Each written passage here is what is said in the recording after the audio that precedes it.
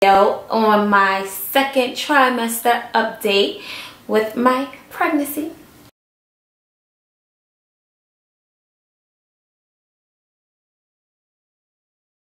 So this is the update on my second trimester. Woohoo! So the second trimester, I want to say, is the best trimester. The best, okay? And I want to say that because I am done being nauseous. I am done with the morning sickness. I am done with the vomiting. I am done with that shit. That child's put me through it. But the second trimester, I just like felt like myself all over again. I forgot that I was even pregnant, like, because I would just get up super early, like between 7 and 8. I'm always up that time. So between 7 and 8, I'm making wigs non-stop. I'm going to the grocery store, and most of all, a bitch been eating. I've been eating everything you can think of. I ate, I cooked. I was just so happy, embracing the moment of I can eat again. Okay, I can eat again. But now my greedy ass needs to stop eating because I'm eating too much, as my doctor would say. She's like, you need to slow down. You are gaining like a lot of weight in very short amount of time. And I'm like, well, bitch, what you expect me to do? I've been throwing up. I couldn't eat anything, couldn't hold anything down, didn't like the smell of foods that I love.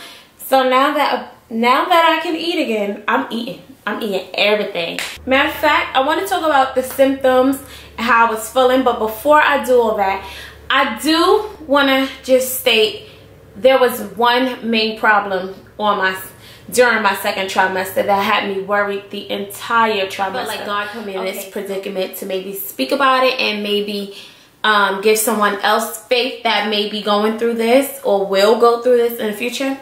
So at 20 weeks, I was told I had marginal placenta previa. If I'm wrong, I'm gonna write it below for the term. But I believe it was the marginal placenta previa, which is basically like your placenta. Let's just say your placenta is supposed to be up here. Mine was down here near the cervix. And if your placenta is near the cervix, then that just means when it's time to go into labor, your placenta will come out first. So meaning the afterbirth will come out first and then the baby. And that is impossible, I'm guessing. So the baby, of course, is supposed to come out first and then the afterbirth. So I was just so worried, like, what? How did this happen? What am I supposed to do? So she was just like, listen, it's my doctor. She was like, listen, it's just between your body. It's between your placenta and your baby at this moment. And I was like, you can't just turn me upside down, just shake me, and the placenta's gonna move up. Like, what the fuck do I gotta do?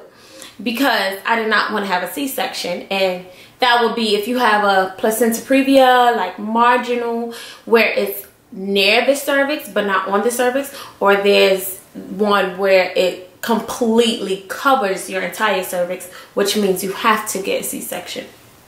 So she did tell me, however, that the placenta can move as weeks go by because your uterus grows and it will eventually go up, or it may stay there. So in my head, I'm just like, what the hell? I don't want to have a C-section. This is so scary. I was just so terrified, and I just kept praying every day, like, Lord, my first time, please, I want to be able to experience, I guess, the vaginal way. I mean, I really don't know, but I just want that option. So 20 weeks, then you go back at 24 weeks. So I went 24 weeks. It was the same, and I was just Googling now up a storm, like, when will it move? Will it ever move? Do I have to have a C-section? I do not want this scar. My stomach is so nice. Okay. I was thinking about a lot of things. So 24 weeks, it was the same news. 28 weeks when I went back, I got great news that the placenta has moved up and that the baby was healthy, still kicking as ever. I really feel like that baby kicked the goddamn placenta, because them kicks was something serious. So I do just want to say that between 20 to 28 weeks, 8 weeks of stressing out, trying to figure out what can happen, like what is the possible income of this scenario. And I just want to say I continue to have faith. I continue to pray. And 28 weeks, 8 weeks later, I found out that everything was okay. So, you know, just keep faith. And they say that it can move up all the way up to 34 weeks. So if you're not even at 28 weeks and you feel like, oh my God, it still hasn't moved, just wait a while and just have faith. Just have faith. Walk in faith. So now, my symptoms, that my energy level came back. Like I said, I wasn't feeling as if I was pregnant. Some days I'll just wake up and just moving about, just always out and about. Pains, and especially right here, lower back pains, it was just like, I don't know, it just felt sometimes like as if the baby was just sitting in my back, and I was like, oh my gosh, I cannot move. So I definitely have back pains. I don't want to say you will, but I have back pains. I had nosebleeds.